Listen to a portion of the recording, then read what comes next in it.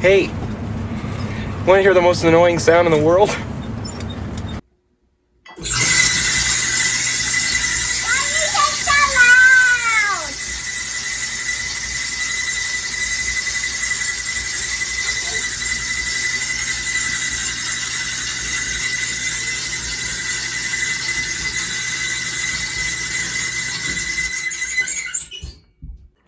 And the repairman can't come for another week, so we got to put up with that. And there's no door to shut, so we can't hear this noise.